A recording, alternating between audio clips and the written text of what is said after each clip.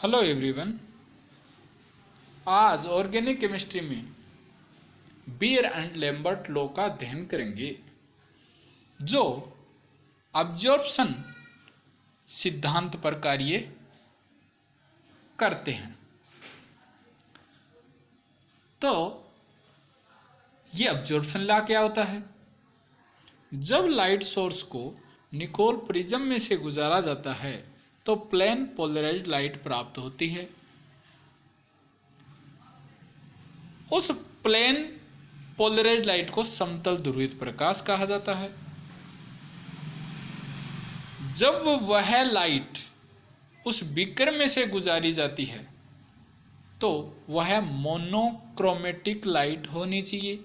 Monochromatic का अर्थ यह है उसकी वेवलेंथ फिक्स होनी चाहिए, जैसे 500 नैनोमीटर।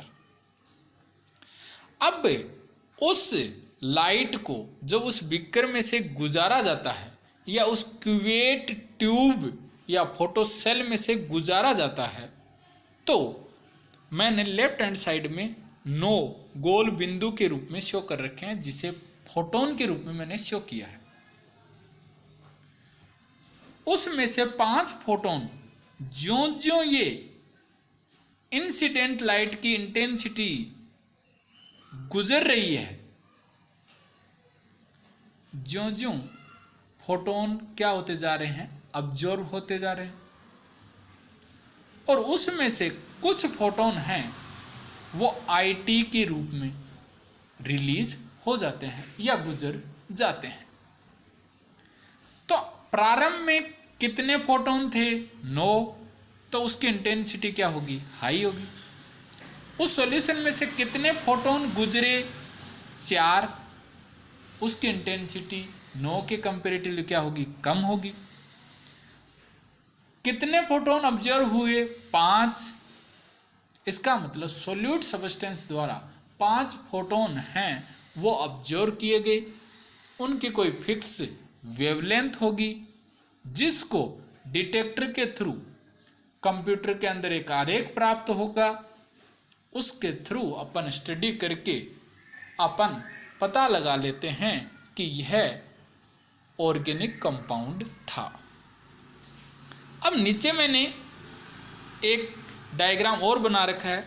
उसका मतलब यह है कि आई नोट जो प्रारंभ में आपतित किरण थी या इंसिडेंट लाइट थी, उनमें से कुछ लाइट रिफ्लेक्ट हो गई, जिसे मैंने ए के द्वारा शो किया है। कुछ लाइट है वो स्कैटर्ड हो गई। क्यों हो गई? क्योंकि सोल्यूट सब्सटेंस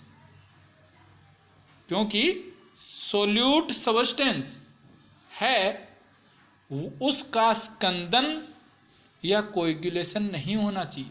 यदि स्कंदन होगा तो उससे लाइट क्या होती है? स्कैटर्ड होती है। और कुछ लाइट क्या होगी? अब्जॉर्ब होगी। और कुछ लाइट क्या हो जाएगी? ट्रांसमिटेड या पारगत हो जाएगी। इसका मतलब आई टी है वो किसके इक्वल हो गई? Reflect light, scattered light, absorb light और ट्रांसमिटेड लाइट या पारगत प्रकाश। इसमें से रिफ्लेक्ट लाइट है उसको मिनिमाइज कंपैरिजन सेल को यूज में लेके किया जा सकता है। और स्कैटर्ड लाइट को मिनिमाइज है कि अपन ऐसा सोल्यूट सब्सटेंस लेंगे जिससे उसका कोएगुलेशन नहीं होता हो या स्कंदन नहीं होता हो। अब नीचे मैंने एक फॉर्मूला लिखा है, I absorption is equal to I naught minus I T. ABS का मतलब है अब्जॉर्प्शन, जिसे अपन ए से शो करते हैं, उसकी इंटेंसिटी है वो आई नोट माइनस आई टी के इक्वल होती है। और आपको मैंने ऊपर बता दिया कि आई नोट की इंटेंसिटी ज़्यादा है, आई टी की इंटेंसिटी लो है, इसलिए अब्जॉर्प्शन जो भी होगा वो कुछ ना कुछ होगा। अब है लोगरिथम के रूप में कहें ए बराबर log 10 I note upon I T. यहां आई नोट को मैं इनपुट कह दूं और आई टी को क्या कह दूं, आउटपुट। इनपुट की इंटेंसिटी ज़्यादा है, आउटपुट की इंटेंसिटी क्या है, कम है। जैसे मैंने शो कर रखा है ए बराबर log 10 input divided by output. ये था अब्जॉर्प्शन लॉ। अब अपन पहला लॉ है वो है लैम्बर्ट लॉ। वो कौन सी फेज पे लागू होता है, सॉलिड फेज पे। वो जो सॉलिड फेज है वो होमोजेनस होनी चाहिए या समांगी होनी चाहिए। समांगी का अर्थ यहाँ ये है कि उस सॉलिड फेज में एटम का अरेंजमेंट फिक्स होना चाहिए या उसकी ज्योमेट्री क्या होनी चाहिए, फिक्स होनी चाहिए। जैसा मैंने शो कर रखा है कि एक क्यूवेट ट्यूब है जिसमें से मैंने आई नोट इंटेंसिटी की लाइट गुजारी है और उसमें से पास कौन सी लाइट हुई है, आई टी। ये जो आई नोट है वो एल लेंथ में से गुजरती है, जिसको अपन डेफिनेशन के रूप में कहें तो ये कह सकते हैं कि जब मोनोक्रोमेटिक लाइट की रेडिएशन आई नोट को पास किया जाए तो अब्जॉर्बेंट मीडियम की लेंथ के साथ, ये जो मैंने 0 से L दिखा रखा है वो कौन सा मीडियम है, अब्जॉर्बेंट मीडियम। इसके लेंथ के साथ ज्यों ज्यों गुजारेंगी तो सोल्यूट सबस्टेंस के जो पार्टिकल हैं वो उस फोटोन को क्या करेंगे, अब्जॉर्ब करेंगे, जिसके कारण एल लेंथ के साथ साथ इंटेंसिटी में कमी होगी। वह कमी है वो ट्रांसमिटेड रेडिएशन की इंटेंसिटी के क्या होती है, डायरेक्टली प्रोपोर्शनल होती है, जिसे अपन फॉर्मूले के रूप में लिख सकते हैं -di upon dl is directly proportional to the I. इसका अर्थ ये हुआ लेंथ के साथ साथ इंटेंसिटी में क्या आती है, कमी आती है, इसलिए अपन ने कौन सा साइन लिया है, माइनस है। और वो किसके डायरेक्टली प्रोपोर्शनल होती है, ट्रांसमिटेड लाइट की इंटेंसिटी के, जिसे मैंने किससे शो कर रखा है, आई से। समानुपाती को या डायरेक्टली प्रोपोर्शनल को मैंने हटाया है तो एक कांस्टेंट है जिसे क्या कह दिया, के। उस के को क्या कह सकते हैं अपन, अब्जॉर्प्शन कोएफिशिएंट। क्यों, क्योंकि ये अब्जॉर्बेंट सब्सटेंस की नेचर पर डिपेंड करता है। अब मैं -di, आई को मैं नीचे ले आया लेफ्ट हैंड साइड में, -di अपॉन di, और dl को मैं आई की जगह ले गया बराबर kdl। दोनों और मैंने क्या कर दिया, इंटीग्रेशन कर दिया। इंटीग्रेशन कहाँ से कहाँ किया, आई नोट से आई टी, लेंथ 0 से L, या कुछ बुक में लिख रखा है 0 से h। अब इसको अपन सॉल्व करेंगे, माइनस साइन है, di अपॉन आई को अपन ने क्या लिख दिया, ln i। कहाँ से कहाँ तक है, आई नोट से आई टी। के एक कांस्टेंट है, उसको उसका इंटीग्रेशन ना करके dl का किया, और l 0 से l। जब इसको अपन सॉल्व करेंगे, -ln I T -ln I nought is equal to K L. ये आपको पता है, ln I T -ln I nought को, या कहूँ a माइनस बी को a अपॉन बी भी अपन लिख सकते हैं। -ln I T upon I nought is equal to K L. मैंने दोनों और माइनस से मल्टीप्लाई कर दिया तो क्या प्राप्त हुआ, ln I T upon I nought is equal to -K L. ln को मैं राइट हैंड साइड में ले आऊं तो ln को अपन क्या कहते हैं, log e, तो e की पावर -के एल। इसको अपन ऐसा भी लिख सकते हैं, I T is equal to I naught E की power -K L. I absorption is equal to I naught minus I T, जिसे इनपुट माइनस आउटपुट कहा था। आई टी की वैल्यू रखने के ऊपर लास्ट में फॉर्मूला क्या प्राप्त हुआ, I naught is equal to I naught 1 minus E की पावर माइनस KCL। अब ये है कि अपन इस लैम्बर्ट लॉ के आधार पर बीयर ने एक लॉ दिया जिसे बीयर लैम्बर्ट लॉ कहा जाता है। ये बीयर लैम्बर्ट लॉ है वो सॉल्यूशन या लिक्विड फेज पर लागू होता है, जबकि लैम्बर्ट कौन सी फेज पे लागू था, सॉलिड फेज पे। अब बीयर लैम्बर्ट लॉ है वो क्या है कि जब मोनोक्रोमेटिक लाइट को वो बात अब्जॉर्बिंग सब्सटेंस रखने वाले विलियन या सॉल्यूशन में से गुजारा जाए तो अब्जॉर्बेंट सॉल्यूशन में ट्रेवल की गई डिस्टेंस मतलब एल के साथ साथ रेडिएशन की इंटेंसिटी में क्या होती है, कमी होती है। वह कमी किसके डायरेक्टली प्रोपोर्शनल है, अपन ने पहले वाले में पढ़ा है, ट्रांसमिटेड लाइट की इंटेंसिटी। इसमें क्या चेंज हो गया, क्योंकि अपन ने फेज कौन सी लिया है, लिक्विड, उसकी कुछ ना कुछ क्या होती है, कंसंट्रेशन। तो ट्रांसमिटेड लाइट की इंटेंसिटी के साथ साथ सॉल्यूशन की कंसंट्रेशन के भी डायरेक्टली प्रोपोर्शनल होती है। इसका अर्थ यह हो गया कि पहले फॉर्मूला क्या था बताओ, -di/dl is directly proportional to the I. यहां पर अपन क्या कहेंगे, आई के साथ साथ किसको और लिख देंगे, कंसंट्रेशन C को। तो मैंने यहां ये लिखा है कि बीयर लॉ या बीयर लैम्बर्ट लॉ है वो 3 चीजों पे डिपेंड करता है, इंटेंसिटी पे, कंसंट्रेशन पे और लेंथ पे, जिसमें से मैं पहली कंडीशन रखी है कंसंट्रेशन बेस पे। मैंने 4 क्यूवेट ट्यूब ली हैं जिसमें से फर्स्ट, सेकंड, थर्ड, फोर्थ के रूप में शो किए हैं। फर्स्ट में डॉटेड ज्यादा है, इसका मतलब इसकी कंसंट्रेशन ज्यादा है। फोर्थ में डॉटेड है वो कम है, इसका मतलब इसकी कंसंट्रेशन कम है।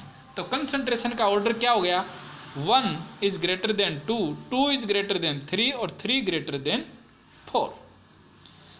अब है कि जितने ज्यादा सॉल्यूट पार्टिकल होंगे उसके द्वारा फोटोन का अब्जॉर्प्शन उतना ही ज्यादा होगा। फोटोन का अब्जॉर्प्शन उतना ज्यादा होगा तो अब्जॉर्बेंस भी ज्यादा होगा। मैंने नीचे लिख रखा है अब्जॉर्बेंस का ऑर्डर 1 2 3 4। तो सबसे ज्यादा किसकी है, 1 की, और सबसे कम किसकी है, 4 की। क्यों, 1 वाले में सोल्यूट पार्टिकल या कहूँ कंसंट्रेशन क्या है, ज्यादा है। कंसंट्रेशन जितनी ज्यादा होगी, सोल्यूट पार्टिकल जितने ज्यादा होंगे, वो फोटोन को उतने ज्यादा ऑब्जर्व करेंगे तो ऑब्जॉर्बेंस क्या होगा, ज्यादा होगा, या कहूं IT उतना ही कम होगा। अब मैंने ऊपर ये भी शो कर रखा है लेंथ, आपको डायग्राम को देखा होगा, सब की लेंथ लगभग क्या थी, सेम थी। तो मैंने क्या लिख दिया, लेंथ है वो 1 2 3 4 सबकी क्या है, इक्वल है। इसलिए मैंने एक डेफिनेशन लिख दी, ट्रांसमिटेड रेडिएशन की इंटेंसिटी क्या होती है, IT एक्सपोनेंशियली रूप से डिक्रीज होती है E। जब सॉल्यूशन की कंसंट्रेशन क्या होती है, इंक्रीज होती है। तो मैंने IT is directly proportional to the I nought E की पावर क्या लगा दिया, -C। अब है दूसरी कंडीशन जिसे मैंने लेंथ को चेंज किया, 1 2 3। आपको ही पता है लेंथ सबसे ज्यादा किसकी है, 3 की। और ये अपन उस रूल में पढ़ गए हैं, लेंथ के साथ साथ इंसिडेंट लाइट की इंटेंसिटी क्या होती जाती है, डिक्रीज होती जाती है। क्यों, क्योंकि अब्जॉर्बेंस इंक्रीज होता जाता है, और अब्जॉर्बेंस जितना ज्यादा होगा IT की वैल्यू उतनी ही कम होगी। देखो बात वही की वही आएगी। अब्जॉर्बेंस बताओ सबसे ज़्यादा किसका होगा, 3 का, फिर 2 का, फिर 1 का, क्योंकि लेंथ जितनी जो जो लेंथ से गुजरेगा पार्टिकल भी होंगे, वो पार्टिकल फोटोन को क्या करेंगे, ऑब्जर्व करेंगे। ऑब्जर्व करेंगे तो आई टी की वैल्यू क्या होती जाएगी, कम होती जाएगी, या ऑब्जॉर्प्शन बढ़ता जाएगा, या ऑब्जॉर्बेंस इंक्रीज होगा, जिसे ए से शो करता है। सरफेस एरिया आपको सबको पता है, 3 की ज़्यादा है, फिर 2 की, फिर 1 की। Number of absorbing substance particle है, वो भी सबसे ज़्यादा किस में है, 3 में, फिर 2 में, फिर 1 में। इसका मतलब डेफिनेशन ये रूप में कह सकते हैं, वो बात, ट्रांसमिटेड रेडिएशन की इंटेंसिटी कौन, आई टी एक्सपोनेंशियली रूप से डिक्रीज होती है जब सैंपल ट्यूब की लेंथ क्या होती जाती है, इंक्रीज होती जाती है। तो ऊपर मैंने लिख रखा है I T is directly proportional to the I naught E minus C की जगह क्या जाएगी, एल। एल क्या है, लेंथ। इसका मतलब अब्जॉर्बेंस ए या अब्जॉर्प्शन वो किसके डायरेक्टली प्रोपोर्शनल है, कंसंट्रेशन के साथ साथ लेंथ के भी डायरेक्टली प्रोपोर्शनल होता है। इन दोनों कंडीशन के आधार पर बीयर लैम्बर्ट लॉ को अपन इस तरह भी लिख सकते हैं कि minus D I upon D L is directly proportional to the I और सी। लैम्बर्ट लॉ में केवल आई था, जबकि इसमें कौन सा आ गया, सी। क्यों, क्योंकि ये लिक्विड फेज में है, उसकी कोई ना कोई कंसंट्रेशन है। वही का वही इस डायरेक्टली प्रोपोर्शनल को हटा दिया तो एक कांस्टेंट है, जिसे क्या कहते हैं, के डैश। ये किसके ऊपर डिपेंड करता है, अब्जॉर्बेंट सबस्टेंस के नेचर पर, इसलिए इसको अब्जॉर्बेंट कोएफिशिएंट भी कहा जाता है। वही बात आई को मैंने नीचे की ओर लेफ्ट हैंड साइड में ले आया, minus D I upon I is equal to K dash C D L. दोनों ओर इंटीग्रेशन करने पर आपको मैंने बता दिया वही minus L N I T upon I nought is equal to K dash C L. अब यहाँ एक चीज़ और ध्यान रखने की है, यहाँ मैं आई नोट को ऊपर ले जा रहा हूँ, आई टी को नीचे ला रहा हूँ, तो प्लस वाला साइन माइनस वाला साइन किस में चेंज हो गया, प्लस में। यदि प्लस वाला साइन होता तो यहाँ क्या आ जाता, माइनस में, परंतु यहाँ कौन सा साइन दे रखा है, minus L N I T upon I nought. तो आई नोट को ऊपर ले गया तो माइनस साइन किस में हो गया, प्लस में। तो क्या इक्वेशन प्राप्त हुई, L N I note upon I T is equal to K dash C L. L N को आपको पता ही है कि क्या लिखते हैं, लॉग ई, और लॉग 10 का क्या रिलेशनशिप होता है, उसको अपन log 10 को कितने से मल्टीप्लाई कर देते हैं, 2.303। तो ln की जगह मैंने क्या लिख दिया, 2.303 log 10 I note upon I T is equal to K dash C L. अब इसमें मैंने राइट हैंड साइड में इसके इक्वल में ही ऐसा लिख रखा है, 2.303 C L log 10 I note upon I T is equal to K dash. और ये फर्स्ट ऑर्डर काइनेटिक के इक्वेशन के लिए लगभग सेम है, केवल Cl की जगह क्या होता है, T। इसका मतलब बीयर लैम्बर्ट लॉ है, केमिकल काइनेटिक के फर्स्ट ऑर्डर इक्वेशन को फॉलो करता है। अब भी 2.303 है, उसको राइट हैंड साइड में नीचे की ओर ले आया, के डैश के नीचे, और आपको मैंने आगे शो कर रखा है ए किसके इक्वल होता है, log 10 इनपुट अपॉन आउटपुट, जिसे क्या कहते हैं, अब्जॉर्बेंस या ऑप्टिकल डेंसिटी या एक्सटिंक्शन। एक बार क्वेश्चन पूछा गया है कि निम्न में से ऑप्टिकल डेंसिटी को कौन शो करता है, तो ऑप्टिकल डेंसिटी कौन शो करता है, ए। अब log 10 I note upon I T की जगह मैंने क्या रख दिया, ए, और के डैश अपॉन 2.303 को क्या लिखते हैं, अपसाइलेंट, जिसे क्या कहते हैं, मोलर एक्सटिंक्शन कोएफिशिएंट या मोलर अब्जॉर्प्शन कोएफिशिएंट या मोलर अब्जॉर्प्टिविटी। इसलिए के डैश अपॉन 2.303 की जगह मैंने क्या लिख दिया, अपसाइलेंट, आगे सी एल। इसका मतलब अब्जॉर्बेंस का एक नया फॉर्मूला आ गया। वो क्या आया, A is equal to epsilon Cl। इसका मतलब A है, मैंने बताया था कंसंट्रेशन के साथ साथ लेंथ पे डिपेंड करता है, इसके साथ साथ टेम्परेचर भी फिक्स होना चाहिए, उसकी वेवलेंथ भी क्या होनी चाहिए, फिक्स होनी चाहिए, मोनोक्रोमेटिक। इसलिए किस किस पे डिपेंड करता है, कंसंट्रेशन, लेंथ, टेम्परेचर और लैम्डा पर। ये बहुत बार क्वेश्चन पूछा जाता है। इसके बाद में आता है ट्रांसमिटेंस। इसे T से शो करते हैं। क्या है ये, कि जब भी अपन क्यूवेट ट्यूब में से इंसिडेंट लाइट को गुजारा तो मीडियम की लेंथ के द्वारा जो लाइट ट्रांसमिटेड हुई उसको अपन क्या कहते हैं, transmittance. Output upon input IT upon I not, दोनों और मैं log ले लूं तो log 10 IT is equal to log 10 IT upon I nought. अब है, आपको मैंने पहले बताया I नोट को ऊपर ले गया, IT को नीचे ले आया, तो प्लस का साइन किस में चेंज हो गया, माइनस में, minus log 10 I naught upon IT। A किसके इक्वल होता है बताओ, log 10 I naught upon IT, तो माइनस क्या प्राप्त हो गया, A।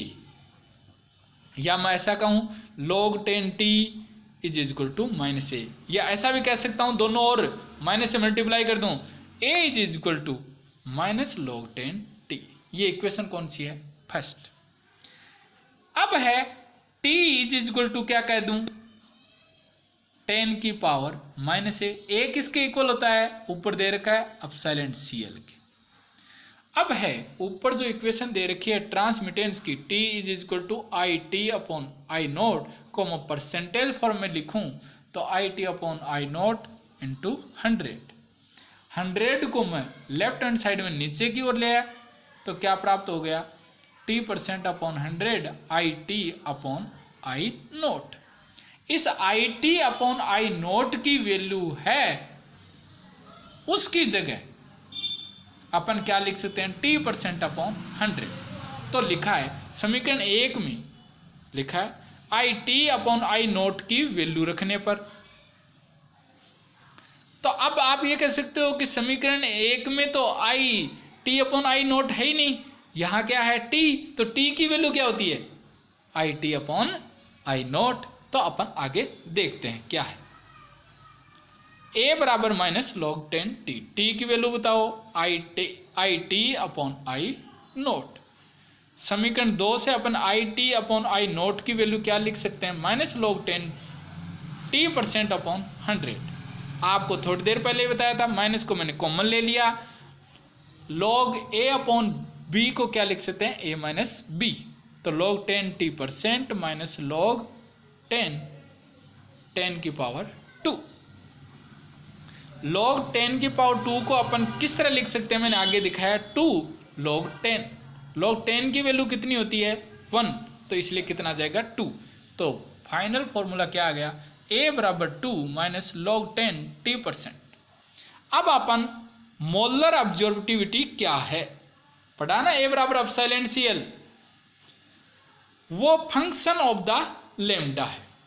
तो देखो लेम्डा मैक्सिमम और इधर कौन सा है, अपसाइलेंट मैक्सिमम, और ये जो भी कर्व प्राप्त होता है उसमें मैक्सिमम को शो करता है। इसका मतलब जो भी कर्व प्राप्त होगा वो लेम्डा मैक्सिमम की वैल्यू को अपन को कैलकुलेट करना है, मिनिमम को नहीं करना। दूसरा, ऑब्जर्व्ड रेडिएशन की स्ट्रेंथ, आगे बात समझें, या उसकी इंटेंसिटी की क्वांटिटी का पता लगाने के लिए अपन किसको यूज में लेते हैं, अपसाइलेंट को। तीसरा, अपसाइलेंट इज इक्वल टू आपको पता ही है क्या होता है, A बराबर अपसाइलेंट Cl, तो अपसाइलेंट बराबर A अपॉन Cl। और यहाँ एक चीज ये बता दूं, A है अब्जॉर्बेंस है जो यूनिट लेस होता है, कई बार क्वेश्चन पूछा था ये, और अपसाइलेंट की यूनिट क्या होगी? सी कंसंट्रेशन है, मोल पर लीटर, एल लेंथ है, जिसे किस में लिखते हैं? सेमी में। यूनिट आपको निकालनी है, ये आपके लिए है क्वेश्चन। अब अपन आगे हैं कि इसकी एप्लीकेशन क्या है, जो अपन लगभग पढ़ चुके हैं। एक बार रीडिंग लगा देते हैं कि इसकी सहायता से क्वालिटेटिव के साथ साथ क्वांटिटेटिव आइडेंटिफिकेशन करने में किया जाता है, या क्वालिटेटिव के साथ क्वांटिटेटिव आइडेंटिफिकेशन में बियर लैम्बर्ट लॉ का प्रयोग होता है। और ये मैंने ए लिखा है, ये मैंने C1 C2 C3 C4 है। किसकी कंसंट्रेशन ज़्यादा है आपको पता है? C1 की, C2 की, C3 C4। अब आपको समझ आ जाना चाहिए ए अब्जॉर्बेंस किसके डायरेक्टली प्रोपोर्शनल? कंसंट्रेशन के। तो बताओ किसकी ज़्यादा वैल्यू होगी? A1, फिर A2, A3, A4। अब साइलेंट का भी पता चल गया, A/C। अब आप ये कह सकते हो सर A/L क्यों नहीं लिखा? क्योंकि सबकी लेंथ क्या है? सेम है। तो इसलिए A1/C1, A2 C2, A3 C3, A4 C4। दूसरा, कैलिब्रेशन कर्व के थ्रू अपन ये पता लगा सकते हैं कि ज्यों ज्यों कंसंट्रेशन इंक्रीज होती जा रही है, अब्जॉर्प्शन भी क्या होता जा रहा है? इंक्रीज होता जा रहा है। और एक सीधी रेखा, लीनियर लाइन है, वो प्राप्त हो रही है। इसका मतलब ये हुआ प्योर सैंपल की नॉन कंसंट्रेशन की अब्जॉर्बेंस को मेजर करता है। तीसरा, नॉन सॉल्यूशन, जैसे माना कि फिनोल, उसकी कंसंट्रेशन क्या है, उसका डिटर्मिनेशन या उसका आंकलन करने में बियर लैम्बर्ट लॉ को प्रयोग में लाया जाता है। जैसे ए आपको ही पता है सी के डायरेक्टली प्रोपोर्शनल है, तो मैंने क्या लिख दिया? ए के इज डायरेक्टली प्रोपोर्शनल सी के क्या है? नॉन सॉल्यूशन की कंसंट्रेशन या अब्जॉर्बेंस।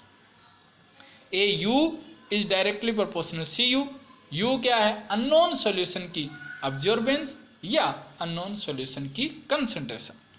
दोनों को मैं इस रूप में लिख सकता हूं, CU/CK is equal to AU/AK। CU को अपन को निकालना हो तो क्या फॉर्मूला हो जाएगा? AU/AK into CK।